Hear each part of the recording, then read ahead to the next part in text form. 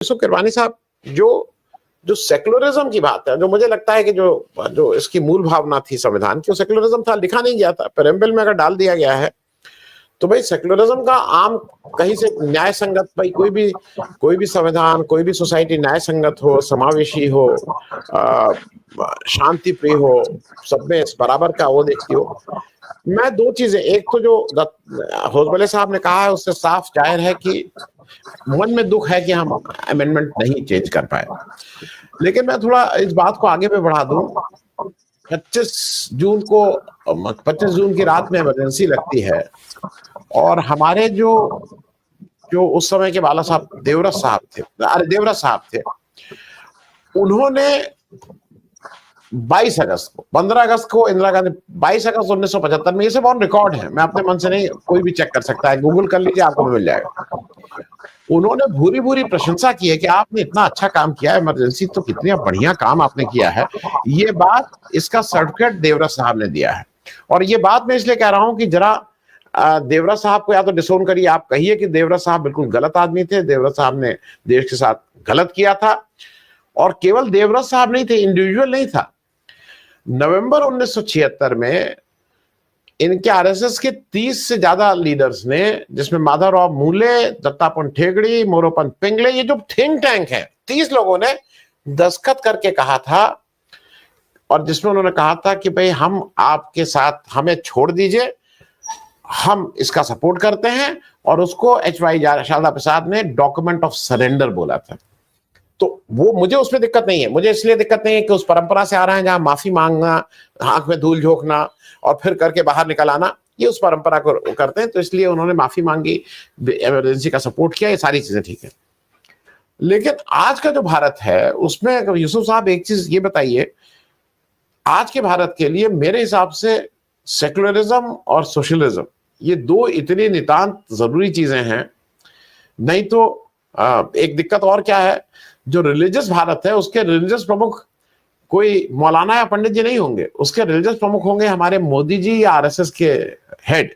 जिस तरह से हमने देखा प्राण प्रतिष्ठा और ये सब जब अयोध्या में हुआ तो मोदी जी ने वो काम अपने जिम्मे ले लिया था।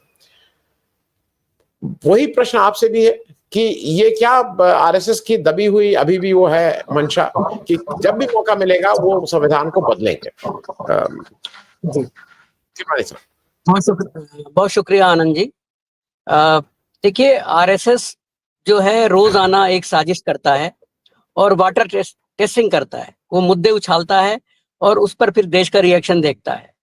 आप याद कीजिए कि जब इस देश को आज़ादी मिली तो जो ऑर्गेनाइजर अखबार है इनका, मुखपत्र जिसे कहा जाता है, उसमें जो संपादकीय इन्होंने लिखा, उसमें क्या लिखा?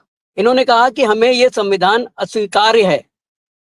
साफ साफ लिखा, सुनहरे अक्षरों में लिखा कि हमें बाबा साहब का लिखा हुआ ये संविधान अस्वीकार है, बकवास है, हम इसको नामंजूर करते हैं और इस देश में तो मनुस्मृति लागू होना चाहिए। तो ये वाटर टेस्टिंग है। ये जो समाजवाद और धर्मनिरपेक्षता से ये नफरत करते हैं, उस शब्द को हटाना चाहते हैं, ये इन्होंने मुद्दा उछाला है क्योंकि इनकी सरकार है और ये मनमाने तरीके से अपनाकर तमाम चीजों को, लोकतंत्र को कुचलने में लगे हुए हैं, जिसमें नीतीश कुमार और चंद्रबाबू नायडू तो बहुत बड़े भागीदार हैं इस लोकतंत्र की हत्या में, इनके साथ शामिल हैं। तो ये लोग जो है साजिश शुरू से करता रहा है आरएसएस। जैसा मैंने दोहराया आपको कि ऑर्गेनाइजर में ये संपादकीय आज भी उद्धृत किया जाता है और आज भी शेयर किया जा रहा है, तमाम अवेलेबल है। तो जो संगठन इस देश का सामाजिक समरसता की बात करता है और वो कहता है कि हम मनुस्मृति से चलाएंगे इस देश को, तो उनकी जो नीयत है उसके बारे में आप क्या कहेंगे? हम कैसे मान लें कि ये धर्मनिरपेक्षता या संविधान से दूसरे शब्द को हटाकर, दोनों शब्दों को हटाकर समाजवाद और धर्मनिरपेक्षता को ये अपना हिंदुत्व का जो एजेंडा लागू करेंगे वो मनुस्मृति पर आधारित नहीं होगा। इनका जो हिंदुत्व का एजेंडा है वो सीपी राय साहब और जयनारायण व्यास जी से अलग है। हमारे सामने दो ये हस्तियां बैठी हुई हैं, इनका जो हिंदुत्व है वो आरएसएस के हिंदुत्व से अलग है और वो उनका जो हिंदुत्व है वो मनुस्मृति का हिंदुत्व है। हमें उसी हिंदुत्व से नफरत है, इसीलिए हम इस बात का विरोध करते हैं कि जो आरएसएस ये बार बार वाटर टेस्टिंग कर रहा है कि हम धर्मनिरपेक्षता और समाजवाद को हटा देंगे, ये वो उनकी नीयत है पूरी, ऐसा करेंगे। अगर हमारे देश की जो ताकतें हैं, जो सेकुलर संगठन हैं, जो सेकुलर पार्टियां हैं, अगर वो चुप रहती हैं, इस चुनौती का जवाब नहीं देती हैं, तो निश्चित रूप से ये अपने गोल में कामयाब हो जाएंगे। ये बिहार इलेक्शन जीतने के बाद इनकी जो गोल है, इनका जो मकसद है, वो यही है। और इस तरह से आप देखिए, आप मतलब हमारे देश में किस लेवल पे साजिश रची जा रही है, उसमें पूर्व मुख्य न्यायाधीश तक शामिल हो रहे हैं। आपने चंद्रचूड़ साहब का बयान देखा होगा, जिसमें वो कह रहे हैं कि साहब ये जो वन नेशन वन इलेक्शन है, इसमें थोड़ा लेवल प्लेइंग फील्ड भी होना चाहिए। क्या बकवास है! आप विरोध करने के बजाय आप एक नया उसमें पुश कर रहे हैं कि लेवल प्लेइंग फील्ड हो, इसका मतलब आप स्वीकार कर रहे हैं कि वन नेशन वन इलेक्शन हो। तो ये जो साजिशें हैं, इसमें ये पूरी चौकड़ी है।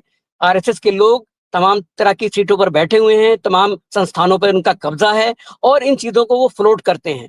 तो होसबोले ने जो बोला है, वो समझबूझ कर बोला है, और ये नैरेटिव है जो बिहार चुनाव के बाद, आपको मैं बता दूं कि बिहार चुनाव के बाद इनका एजेंडा होगा। जिस तरह से इन्होंने 370 खत्म किया, जिस तरह से इन्होंने 3 तलाक कानून ये लाए, उसी तरह से ये बाकायदा संविधान के इन दोनों शब्दों को हटाने के लिए सत्र बुलाएंगे और उसको हटा देंगे। अरे आप देखिए कि मोदी जी जो है, ऑपरेशन सिंदूर के समय जो विपक्ष मांग करता रहा कि आप संविधान का विशेष सत्र बुलाइए, हम बात करना चाहते हैं, मोदी जी उससे भाग रहे हैं। विपक्ष ने कहा कि आप सर्वदलीय बैठक बुलाइए, वो बैठक हुई, मोदी जी उसमें नहीं आए।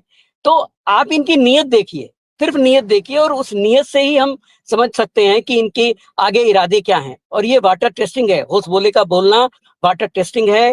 बिहार चुनाव के बाद आरएसएस और बीजेपी मिलकर इस देश में वो तांडव करने वाले हैं, जैसा 370 के समय में इन्होंने किया और 3 तलाक कानून के समय में किया। आप बताइए, 370 आपने हटा दिया, 3 तलाक कानून आप ले आए, आपको हासिल क्या हुआ? आज की डेट में क्या तमाम जो देश के लोग हैं, क्या आपके इस बात का वो समर्थन कर रहे हैं जिस तरह की नीति आपने लागू की है?